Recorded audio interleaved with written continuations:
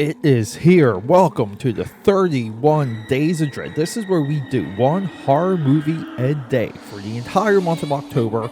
This is October 31st. This is movie 31. This. Happy Halloween, everyone. I'm excited. We're talking Friday the 13th. The remake, the reboot, 2009. We have the team of the Transformers movies. Yeah, I love them. I love them. They're in this. We got everything. We even have a Transformers crossover. This is spectacular. Why isn't more people talking about this? So anyway, I'm Peter A. DeLuca. I am your host, aka the Spicy Taco, aka the Pop Culture King. I have many names, as all great superheroes do. Can we get through that intro and rock and roll? Alright, everyone. Before we get into something spooky, let me tell you something. Trial by Fire. It's my comic book available right now on Indiegogo. Link in the description. And I will see you on the printed page. Welcome back. Everyone, thank you so much for joining me. We're at Happy Halloween. This is the final of the 31 Days of Dread. And I just have to do it. I had to do these two movies to wrap up this year. I just feel like I went through a lot of the horror icons this year. And Freddy and Jason clearly are the modern day masters. They are the icons. It's criminal. Say it with me, everyone. It's criminal that these two icons are not in cinemas right now. Meaning, video on demand, Amazon Prime, Netflix, I don't care. Netflix spends a lot of money. They're currently shopping the new James Bond movie to Netflix for $600 million.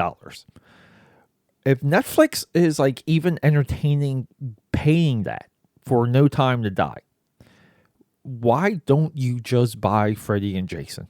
Just buy the rights, buy the franchises, and give us these two characters year round.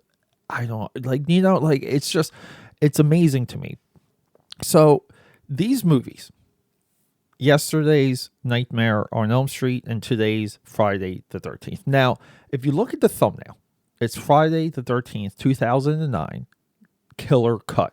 Because this is the only version of this movie I want to watch, which is, it's just more blood and guts, more gore. This movie corrects the insanity when it comes to narrative, when it comes to storyline of the original Friday the 13th movies. Now, we have Freddy vs. Jason, and I really wanted that to be like if there could be like a 32 Days of Dread, it would be Freddy vs. Jason.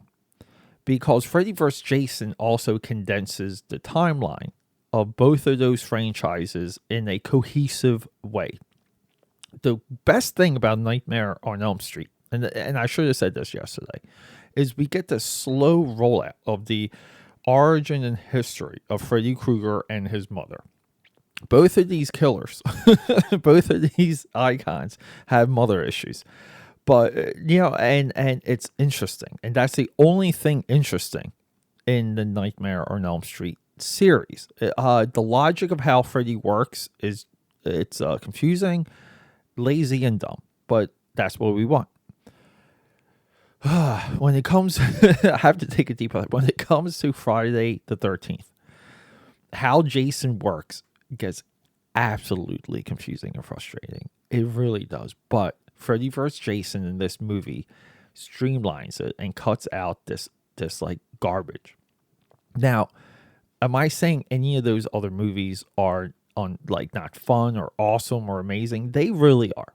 They're two of the best runs of horror movies, franchise-wise, continuation-wise, serial-wise, that we'll ever have, okay? Because it's really fun. It's almost like a soap opera for horny teenagers to watch and unravel. There's a movie-to-movie glory about it. So, bravo. But this movie, it redefines Jason, okay? It redefines that Jason is an entity. It also adds this mysticism to Jason. Watch the film series like Jason Goes to Hell, Jason Takes Manhattan, even Jason X. It builds upon it. Okay. It doesn't explicitly link it to Jason Goes to Hell or whatever, but we know Jason Voorhees is supernatural at this time. The movie begins with a flashback that relatively sums up Friday 1, 2, and 3. And then it goes into modern day kill spree. Perfect. Like our initial sacrificial lambs or sacrificial victims. It's awesome because what we get is like all the tropes. Okay, we get kids partying, kids, smoking weed, drinking the alcohol, doing the bamey wamies. We have a nerd. We have girls who are promiscuous, who are just, we'll just say, comfortable in their own skin. We have a insane death, meaning like Jason just needs to kill someone in some ridiculous way. And we have like overconfident teenagers like along the way. The movie begins with that, and then we get our second batch. Okay, and here's the awesome thing: Trent, I'm pretty sure that's the character's name. Megan Fox's boyfriend from Transformers is in this movie. Same actor, same character's name. So technically, this movie's linked to Transformers. I think in the credits he has a different last name, but everyone's ignoring that, and we're just saying that Jason Voorhees exists in the Transformers Michael Bay movie universe. You can't get any more amazing than that. But this movie just reminds us of what Jason Voorhees is. This movie has an absolute perfect ending. It ends in homage to the originals. And why is that important? Because we want we want a sense of history and legacy when we see films like this, but we also want to be reminded to what makes them what they are. Tron Legacy does this perfectly. I think the legendary Godzilla movies, Godzilla and Godzilla King of Monsters, 100% not only builds into the future, but it lends itself to the original Japanese films. Okay, and people miss that point about that. Batman Begins does it. Like to where it gives a nod to the past, but it's looking more towards the future. Because here's the thing. I grew up reading comics, and one of the most exciting parts of reading month-to-month comics was every once in a while, I'm talking sometimes it's like 10 years apart, you would get a writer that, like merges something new with the old continuity in in some amazing, fun way. And they're not ignoring everything. They're just maybe re-explaining it, re-spinning it. So everything's valuable at the same time. That's like the dopamine drip of anything that's serialized. I think this is really how like Chucky plays out Child's Play. It's just this thing where it's an idea and it keeps going and it keeps unraveling and it's growing and it's growing and it's growing and it gets completely ridiculous and then it resets. That's where we are with this. And look, the Child's Play, because earlier this month, the modern day Child's Play builds on the themes and the ideas of the originals outside of a crazy psychopath possessing a toy doll in a Toys R Us and putting his soul into a doll. Okay. Like, makes sense. Okay.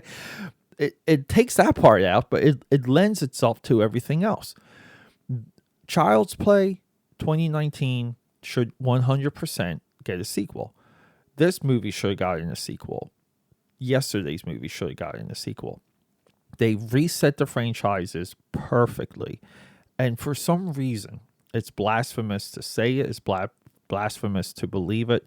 It's hard to grow from that. I don't understand. I don't understand when it comes to like the idea of loving these characters. If you're going to make excuses for Nightmare 4, if you're going to make excuses for Friday 5 or even Friday 3D. If you're going to really put those movies up on the pedestal, this movie goes above them all. Because realistically, this is the best Friday the 13th movie of the entire batch. This is the greatest Friday movie. Because it delivers on all of these tropes. It builds on the current mythology, and it takes a step into the future. I don't know, people. 31 Days of Dread. Peter A. DeLuca here. Signing out. Another banger year, everyone. Thank you so much. Everything you guys do around this podcast, I am so grateful for. And trust me, we have better, bigger things coming. That's what she said. We have a lot happening. Get ready for tomorrow's episode, where we're going to do the 31 Days of Dread recap. Until then, everyone, I love you and rock and roll. Quick announcement. So this episode is dedicated to my father, R.I.P. Tony DeLuca, Tony Ironfeet. We love you and we miss you every single day.